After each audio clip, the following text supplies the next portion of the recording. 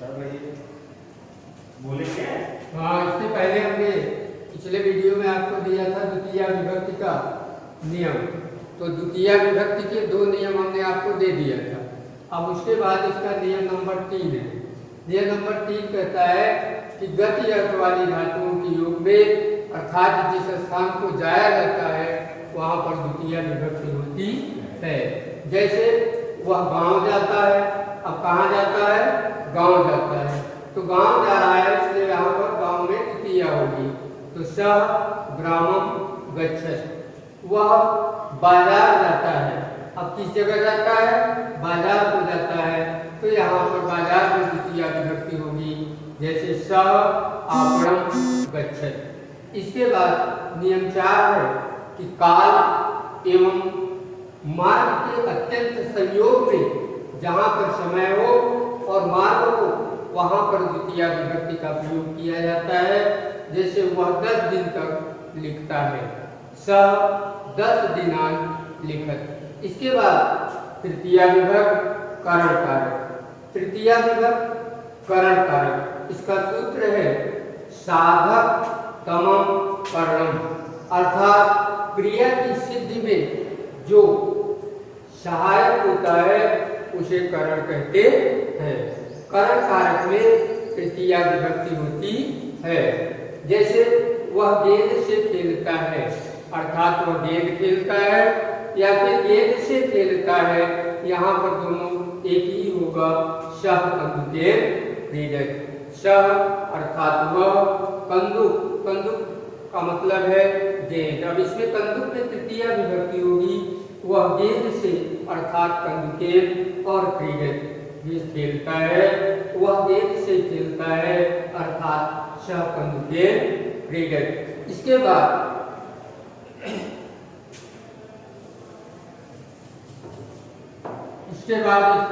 तृतीया विभक्ति का नियम नंबर 1 है।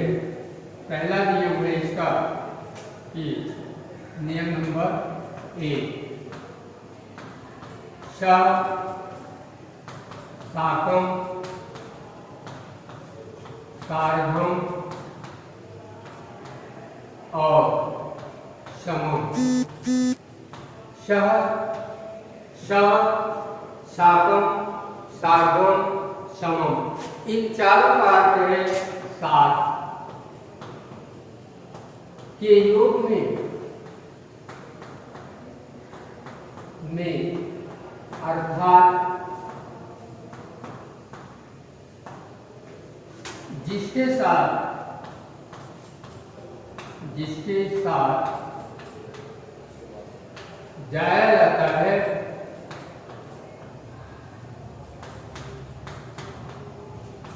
वहां पर तृतीया विभक्ति होती है। तृतीया विभक्ति होती है। जैसे वह राम के साथ जाता है। अब यहाँ पर है कि सः साकं सार्धं समम, अर्थात इन चारों का मतलब एक है, साथ। इनके योग में तृतीया विभक्ति का प्रयोग किया जाता है। जैसे वह राम के साथ जाता है, किसके साथ जा रहा है? राम के, तो राम में तृतीया होगी, सः राम का हो जाएगा तृतीया विभक्ति में रामेण सः गच्छति। सः रामेण सह गच्छति, वह राम के साथ जाता है। इसके बाद है कि जैसे दूसरा है, जैसे पिता पुत्र के साथ जाता है, पुत्र के साथ जाता है। अब यहाँ पिता पुत्र के साथ जा रहा है, तो पुत्र में तृतीया विभक्ति होगी, पिता पुत्रेण स गच्छति। पिता पुत्रेण स गच्छति। पहले भी दिखा कि वह राम के साथ जाता है, तो यहाँ पर राम में तृतीया विभक्ति हुई, रामेण राम का तृतीया विभक्ति एक वचन का रूप है। अब पिता पुत्र के साथ जाता है, तो पिता पुत्र के साथ जा रहा है, इसलिए पुत्र में तृतीया विभक्ति होगी। अनुवाद बनेगा पिता पुत्रेण सह गच्छति। इसके बाद अब इसका दूसरा नियम है तृतीया विभक्ति का, नियम नंबर 2। तृतीया विभक्ति के नियम नंबर 2 में है कि एनांग विकारः। एनांग विकारः अर्थात जब शरीर में कोई विकार सूचित हो, जिस दोष के कारण पूरा शरीर दूषित हो जाए, विकार सूचित हो जाए, तो वहां पर तृतीया विभक्ति होती है एनांग विकारः। एनांग विकारः अर्थात जिस विकार से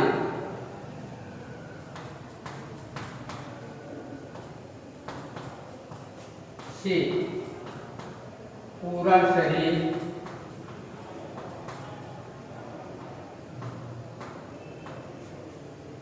दूषित हो जाए,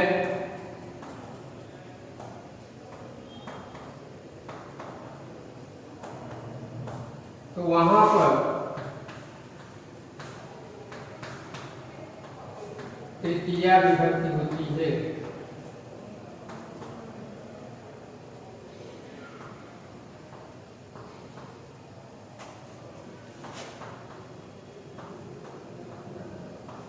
जैसे अब यहाँ कहा गया कि एनांग विकारः अर्थात जिस विकार से पूरा शरीर दूषित हो जाए, तो वहां पर उस विकार सूची अंग में तृतीया विभक्ति होती है। जैसे वह पैर से लंगड़ा है। वह पैर से लंगड़ा है। इसका अनुवाद होगा स पैर से दूषित है, पैर से, तो स पादेन पंजः, स पादेन पंजः अस्ति। वह आंख से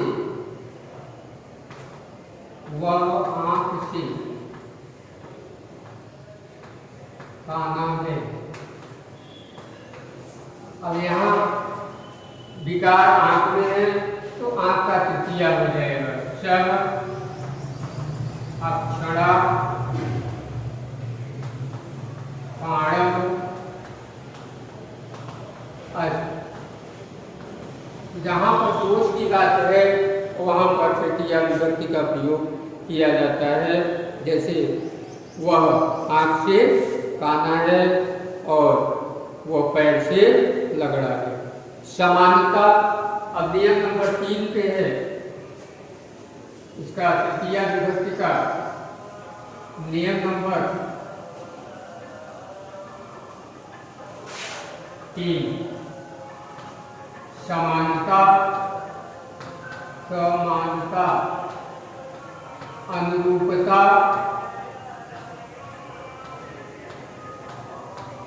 समानता, अनुरूपता या बराबरी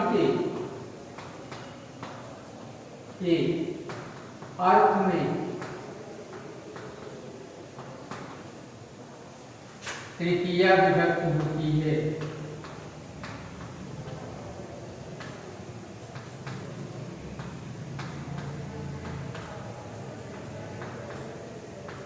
अब यहाँ पर कहा जा रहा है कि जैसे समानता हो, एक दूसरे के समान हो, अनुरूपता हो या बराबरी हो, तो इन स्थानों पर, इनके स्थान पर तृतीया विभक्ति होती है। जैसे वह स्वर से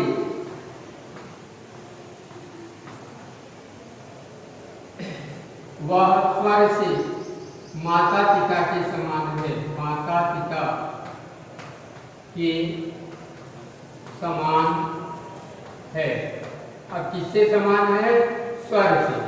तो वह स्वर से माता पिता के समान है। तो अब यहाँ बात क्या आ रही है?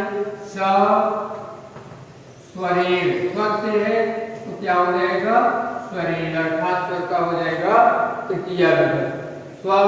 स्वरेण पितरम, पितरम अनुहरत, अनुहरत। पितरम स्वरेण पितरम अनुहरत, अर्थात वह स्वर से माता पिता के समान है। अब ये तृतीय विभक्ति का 3 नियम है। इसके बाद हम चलते हैं चतुर्थी विभक्ति संप्रदान कार्य। अब है अगला नियम चतुर्थी विभक्ति का। तो चतुर्थी विभक्ति